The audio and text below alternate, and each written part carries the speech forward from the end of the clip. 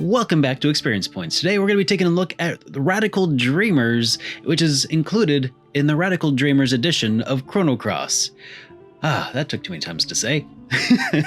So normally on Experience Points, I talk about games that I've played a little bit of but haven't yet finished. But today's a little bit different because I did actually play all of Radical Dreamers, but the scope and scale of the game that was included here didn't really feel like it would necessitate its own episode of the game collection, a big production, written in advance and everything. So we're just kind of winging it this time. A lot of you probably are already pretty well familiar with the history of this game. We actually did get it way back in the day via a fan translation. It was originally released for the Famicom, Super Famicom Satellaview, which was this internet connected service from Nintendo back in the 90s. Wild to think that they've been in the internet connected video game services for so long, considering how they are at this point. But that's neither here nor there.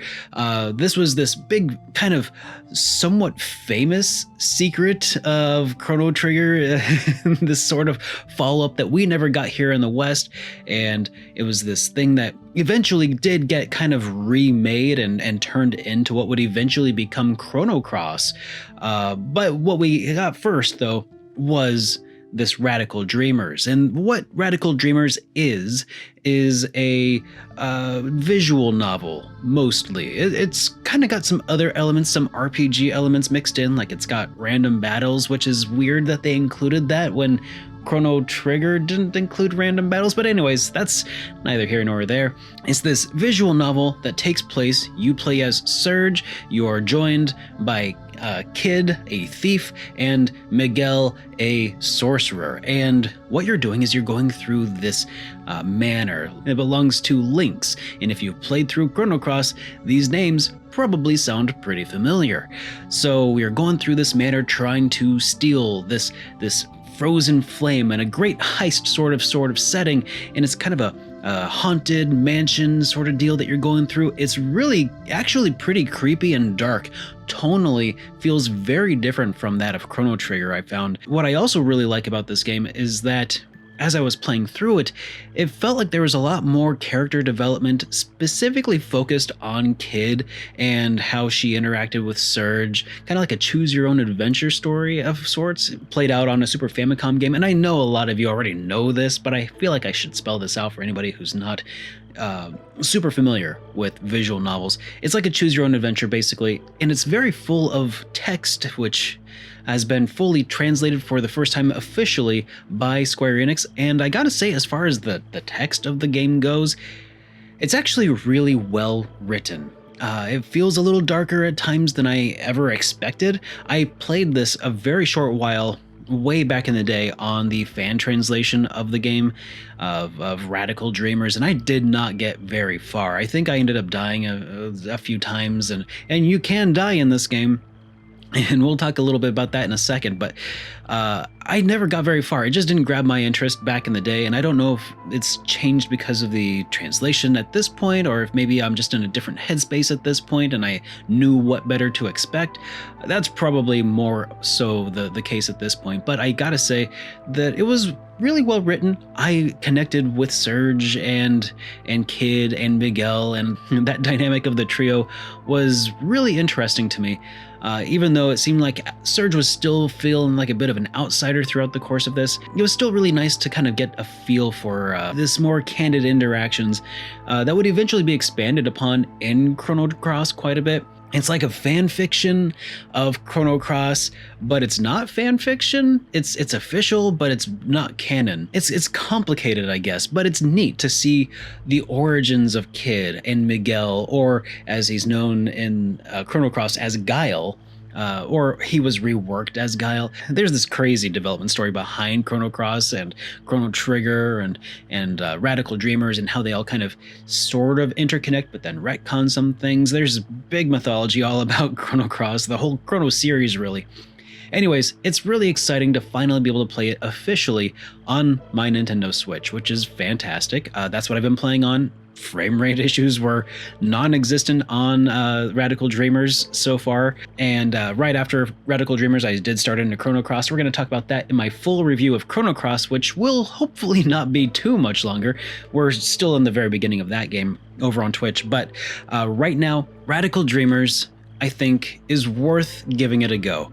It's a pretty short play. I was able to finish it in 2 nights, technically 2.5 nights, because the first night I played I didn't realize that you could actually save your progress. You have to hit the X button in order to bring up your save menu. I just never noticed that you could do that, and I didn't even know you could die in the game until I was about halfway through and I died. And I lost all of my progress. So I had to quickly kind of go back and recover a lot of that lost progress. Save the game, or don't, and just, you know, YOLO, right?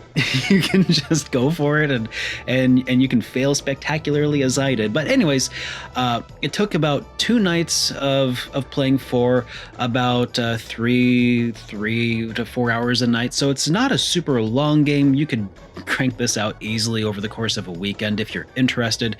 It has combat, and the combat is interesting, and not particularly good, and also you can't really tell what your health is. So here's how it plays out. As you wander or try to cat burglar your way through this manor, eventually you'll hit certain sections where you might encounter an encounter with some goblins maybe, or a ghost or a demon, and you'll be given a series of things that you can do, kind of choose your own adventure style, and you got to pick one. And sometimes the choice you make will result in you doing damage to the enemy or receiving damage from the enemy. As you wrap things up, if you have a perfect encounter and you're never hit, you might get an item or like some hit point restoration, or if you just take damage, well, it'll tell you, you know, I'm feeling a little worse for wear, or I'm feeling really bad, or I'm feeling unstoppable, depending on, you know, how many hit points you have left. It's all completely invisible. It's just kind of given to you through flavor text throughout the entire adventure. So it's really very much a theater of the mind sort of game. So just a heads up, this is not going to be the sort of thing that, like, oh, if you loved Chrono Trigger, you're gonna love Radical Dreamers. It's definitely just for people who are really into especially Chrono Cross, like me. That's why it jived with me.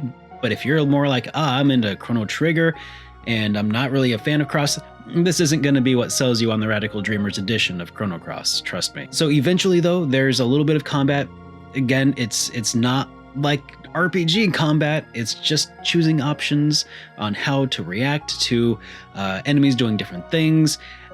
It's not like, you know, attack, defend, use an item. No, it's none of that. It's, you know, oh, I jump in and try to get in close, or I try to jump back to dodge the incoming attack, or something like that, you know? It's a really unique sort of way to play a Chrono game, and it feels as disconnected from Chrono Trigger as Chrono Cross feels disconnected from Chrono Trigger. It's definitely its own thing, but if you're really into Chrono Cross, this is going to be something you'll probably want to invest the handful or 2 of hours that it takes to get, you know, an ending out of it. So definitely check it out if you're interested. If you're interested in getting the Radical Dreamers edition of the game, which, by the way, there's a physical copy that you can get for Nintendo Switch over on Play Asia. I'll link to that below if you're interested. But otherwise, thanks for watching, and I'll see you guys in my review of Chrono Cross. And actually, before that, probably my review of Golden Sun. But until then, take care, and I'll see you guys in the next one. Have a great day, everybody.